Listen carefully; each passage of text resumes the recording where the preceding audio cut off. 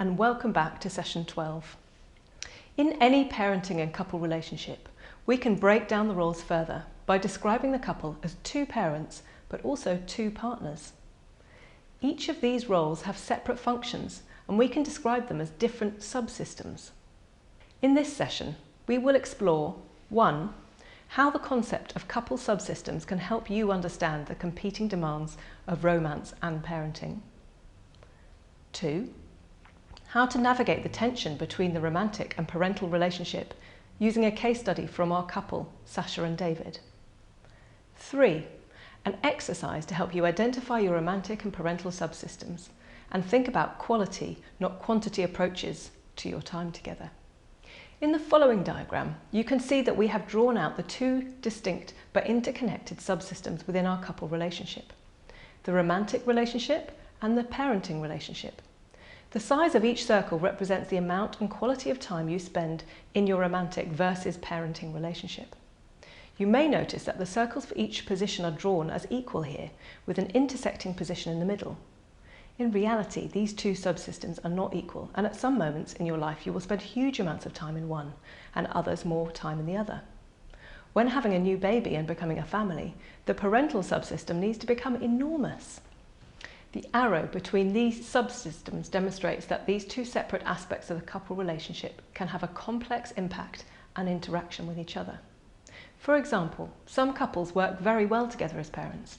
They support each other's views, they're consistent and work well as a team. However, their romantic relationship may be undernourished or even non-existent. This is a good example of how even parents who've separated or divorced can continue to be really good co-parents together. In contrast, we may have a couple whose romantic relationship is strong, but when it comes to being parents together, then difficulties, power struggles and inconsistencies can emerge, which then in turn impact on the romantic relationship. Let's consider how to navigate this tension using Sasha and David again as an example.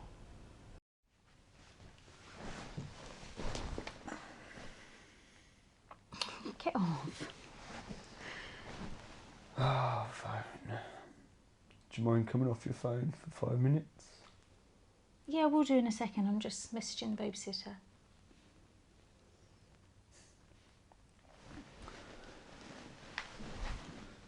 Do you think you still care about me, Sasha? Yeah, of course I do. Why are you saying that? Oh, thinking about us, our relationship, do you think you still care? Really? Yeah. I mean, we had a good time the other night when we went out, didn't we? Yeah, but you spent a lot of night on the phone to the babysitter, making sure she wasn't calling. Well, yes, but look, you didn't seem to say anything when we were making love later that night.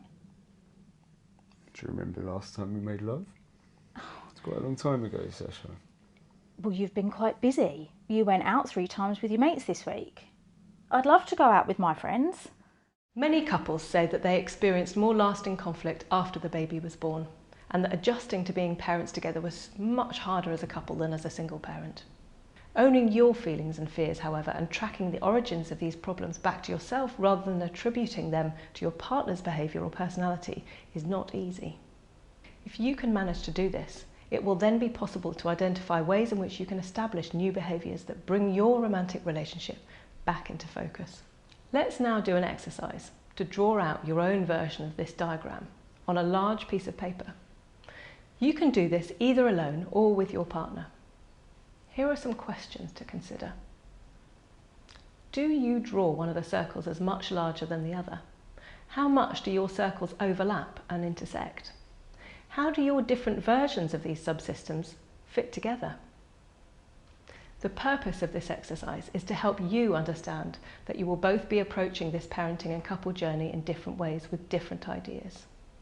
In this session, we've looked at parent and romantic subsystems and how our fears around being uncared for or no longer being special to our partner can have a powerful negative impact on our couple relationship. In the next session, we'll be looking at becoming a bigger family and suggesting how your child's move to secondary school can create concerns and worries and how to manage them. See you then.